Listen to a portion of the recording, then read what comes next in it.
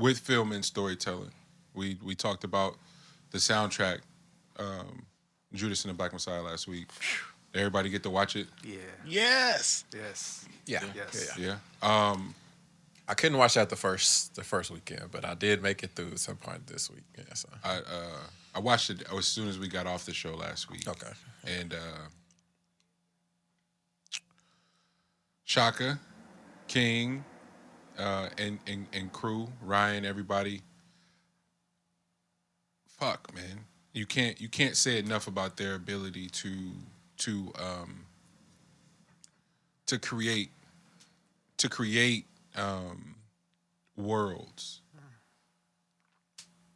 And the street naming of Huey P in the West was this week. Fred Hampton Jr. was there.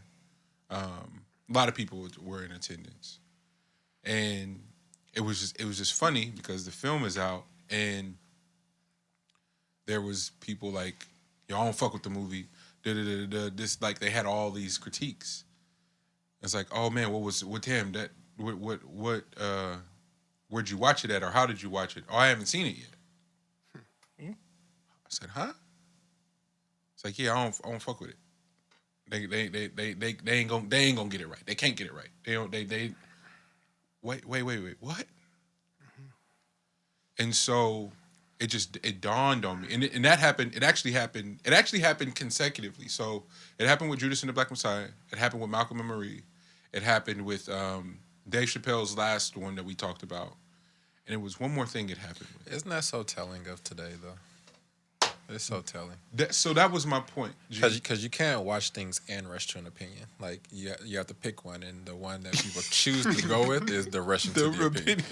Like, bro, like, which one can I immediately get something back from? You know, like, I would actually have to sit down and watch something for an hour and 50 minutes or so before I actually have a take. Before then, after then, like, I'm going to be so discombobulated in all this other shit that's taking place, like, I might get lost in there. So let me just predate that.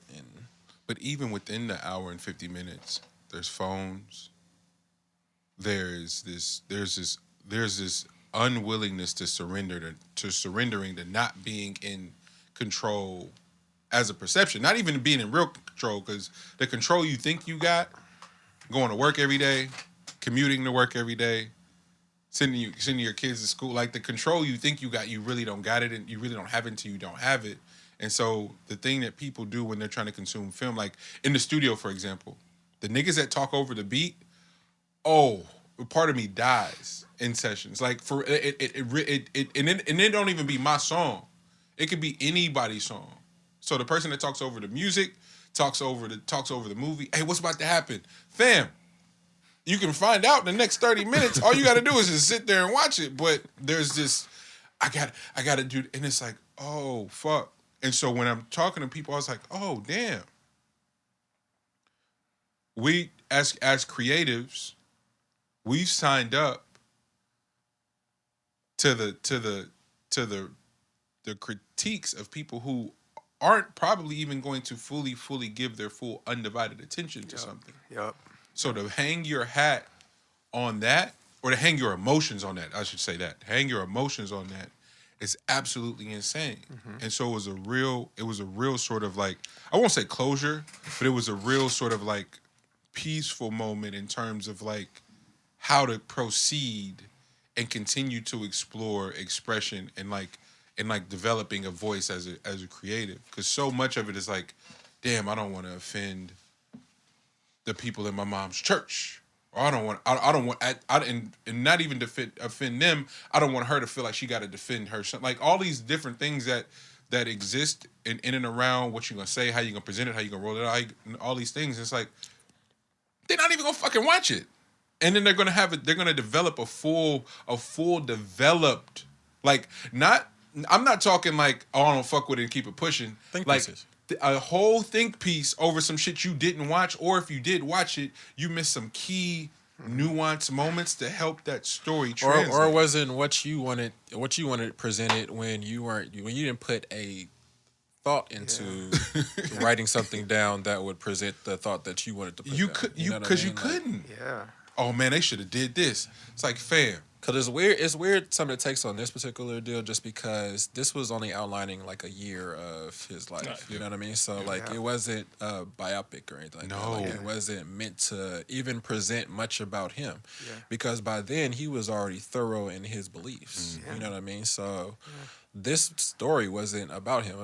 If you can see the one that's behind the camera, that's actually like in like the documentary style is William O'Neill. Is William O'Neill. Yeah. You know what I mean? So like that's the actual story. Right. You know what I mean? And Shaka has been doing a great job in the press run. Yeah. And talking about that specifically, G. Yeah. It's like people get it confused, and it's like, well, in the same vein that people sort of pretend like they wanted this long biopic, they kill Ray for certain moments. It's too long. Jamie bodied it, but they should have did this. It's like, you can't please anybody.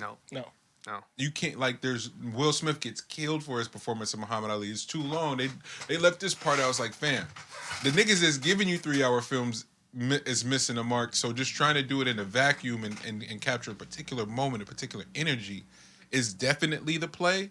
And when I say they hit that shit out the park. They did. With Judas and the Black Messiah, they hit it out the fucking park, bro. Yeah.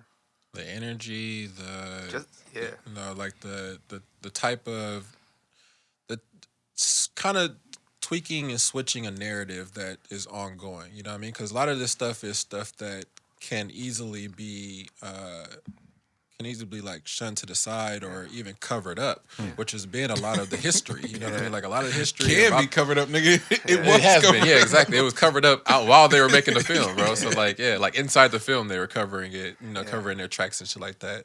Yeah. But it was interesting, like the folks that don't understand the history of like our government and the history of the FBI, the police force, why we have this type of connection, like why we have this ongoing connection with authority figures in a way, quote unquote, because of like what our history entails. Like they have been fucking with us for a very long time, over like the course of history, when we have only tried to if anything, just separate, from a lot of that narrative. Like that's really what we've wanted this entire time. And sometimes it had to be by force, like that was the only way you were going to listen. Otherwise, we would be in the exact same space we had started off in.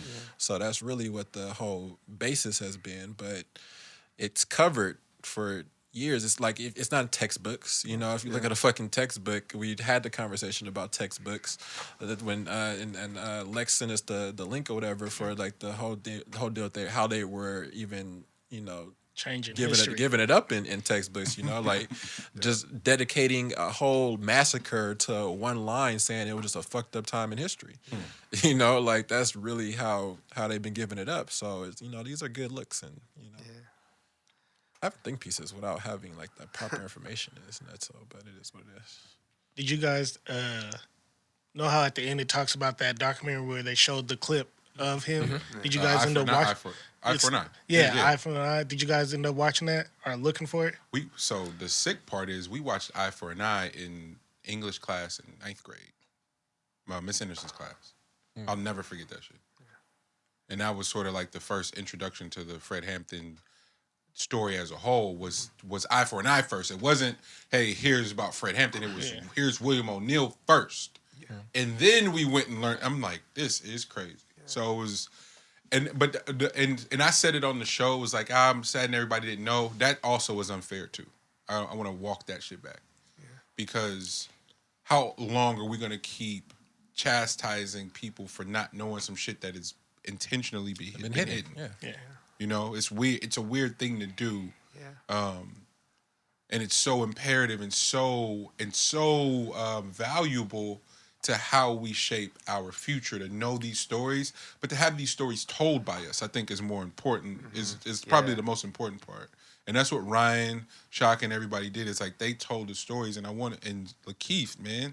Yo. Hey. That fucking dude don't get enough. Like, he gets ridiculed for all the shit, but he made such a brilliant point in his interview with Van Lathan and them for The Ringer. The Ringer's doing this Black History Month sort of activation for shows and content, which is which is dope. Shout out Bill and them at the Ringer. But Lakeith was just like, they're asking him about playing a snitch, essentially.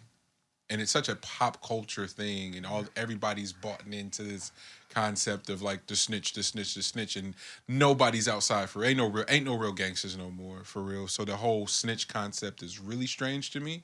But then, especially when you're talking about a character and portraying a character, and we talked about it with Adam and everybody in your honor, and like when they're that good, it's triggering, right? Lakeith was so good, it was triggering for a lot of people. But Lakeith made the most brilliant point when he said, he's like, if we really doing the math on it, morally, there are way more William O'Neills than there are Fred Hamptons. Don't ever get that fucked up. People sell out people every day, even themselves, and don't and just sweep it under the rug and keep it pushing like it's not. And I thought they did such a good job of showing the unraveling that we were talking about, the unraveling of William's character, and when he's just like fam, they not hurting nobody over there, and just the idea, the perception of time hanging over his head, his freedom being taken, dangling your life over another's. And so you like, well, I'm definitely gonna pick me over this group of people that y'all calling radicals. Because ain't no way y'all gonna kill the people, right? Meanwhile, they're plotting to kill this man who can mobilize. Like, I think that's the important part. It's like, no, Fred Hampton is an anomaly. It's way more William O'Neills out here, and that's why they gotta kill. They gotta kill Fred Hampton. And you can keep a fucking William O'Neill lit, protected, fed for as long as they're willing to live with that burden. You know. And so you watch it if because they're not gonna kill you. And you watching Eye for an Eye, he seemed mad confident, mad cocky, like he ain't the whole time. And it only for it to air and off himself. You know, like this, because the Black Mirror. You gotta hold up the Black Mirror for real, so we all stop doing that silly shit to one another and going, "Oh, that nigga's a snitch. He did that." No, fam, these motherfuckers are playing mental warfare games with people out here who are ill-equipped to do basic shit. Let alone engage in psychological warfare. They said in the documentary he got 3 different plastic surgeries to change the way he looked. Man, that's crazy. Yeah. Not about right. The work you gotta do I thought to try to live. I thought the film, the cinematography, the way it was lit is just like, it's so emotional to see that they're Black folks specifically capable of work that excellent. For real, man. And I don't associate that with trauma porn. I know there's a whole wave and a whole kick for that. I associate that with controlling the narrative for us to tell our stories. And I get there are people that are much more smarter than me that have dedicated way more time to the Black plight that would mightily disagree with that. However, and not even on no generational shit. I'm riding with Ryan and them on this. They're just fucking excellent. Let them be excellent. I thought that like how powerful they are at this point, because in order for that to get greenlit, you got to have a certain level of cachet, because it's outlining a lot of this stuff. You know what I mean? Like, this is a lot of this stuff is people are seeing this for the first time, and it's droves of people that'll be able to see it. You know, so. It's a different time, yes, but also it takes a certain group of people that you have with you as well that can allow this to even take place. Because this will be something that you'll try to, make sure that it doesn't see the light of day. You know what I mean? And with Ryan being directly connected with Disney and their biggest Marvel movie, other than the Avengers. For real. Go ahead. I was just gonna say it's the ultimate team sport. Like, the last 2 projects Ryan's put together, it's just been everybody sacrificing. There's like really no ego. Like you talked about the press run, Monty, like hearing Daniel, hearing Shaka, them speak about the project. It seems like they removed the ego to make this happen. Like, Ashton Sanders was in this. Like we seeing like black excellence taking minor roles but having significant impact. Man. And everybody is doing that. Like I didn't even realize like the Lucas brothers were a part of this. Like just the people that play a part in this, and it's coming together. Like it's like Megatron. Like they just come together and put together masterpieces. Yeah. And man, I think it's a powerful story. Moving forward, it looks bright, and then also man, you want Daniel to be like the person looking out for you, man. Like, yo, for it's real, it's all about hearing somebody from Europe like speak from Britain or whatever speak on your behalf. Yeah. That's fucking hilarious. Are you talking about the exchange with Charlamagne? Oh my god, that was many. Yeah. Oh yeah, no, Charlamagne's wild. But yeah, no, that's you definitely want that, folks. Yeah. No, I thought it was poetic too, because Charlamagne has ascended and done some really cool shit, but there's also this with acquired wealth comes this sort of like passive people start to associate you acquiring wealth with you acquiring knowledge, and that's not always the case. No.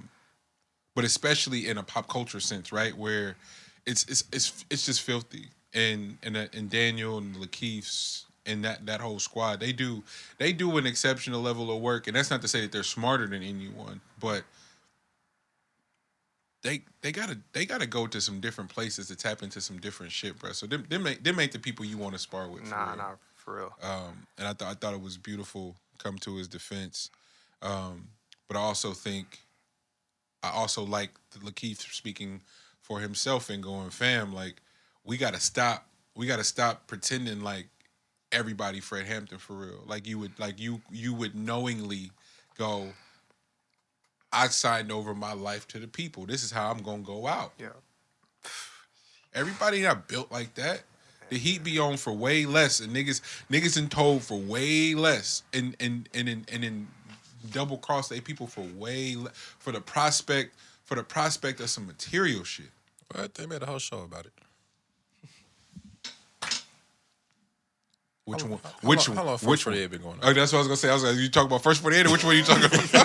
We got a list of shows that niggas just telling for the idea of freedom, bro. This shit is goofy. I was so excited to come in here and talk about the film. Like it was funny. We talked about it and then immediately watched it. And it's like, fuck, I gotta wait a whole week to talk about this. But I'm glad we did, because I had that time to walk around in the world and really, really speak with some elders and hear them out. I'm proud of that too, because there's a version of me that would have wanted to argue and to be right, and to have them feel different about the film after they talk about me. It's not my burden to make them to change their idea, their feelings about. It's to the whole point of creating it as a whole. We're not here to create to make people like us. And it's a necessary acquisition that creatives and entrepreneurs better adopt and adapt fucking fast. Wanting people to like you, because they'll abuse that shit, and all that's on you. You're an entrepreneur. You put all your money up, and you still want motherfuckers to like you. So you're not asking for your full rate. You gonna starve. You gonna be hungry, because they see a mark, spot a mark, take advantage of said mark. They're not gonna give you your issue. And so you're gonna be like, oh, these white people, folks won't pay me. You can't even hold your people accountable to charge them $200 for the domino set, because you know how much time and how much effort niggas put in on that. It's not. It don't have nothing to. You don't want them bet. You don't have to have them, but it's gonna be motherfuckers out here with them, and that's gonna be the elite crew that's fucking with them. You gonna be the one left out. It happens every time. Oh man, them shoes priced too high. Same niggas that said they wasn't gonna ever buy no $500 shoes is the ones rocking them right now just so they can fit in. And at the prospect of knocking some hoes. That's what it took? All right, bet. You niggas is lames for real.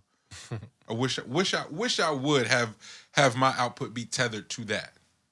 It's all becoming crystal clear, but it's all because of this whole new renaissance of artists and expressionists, man. It's really, really awesome.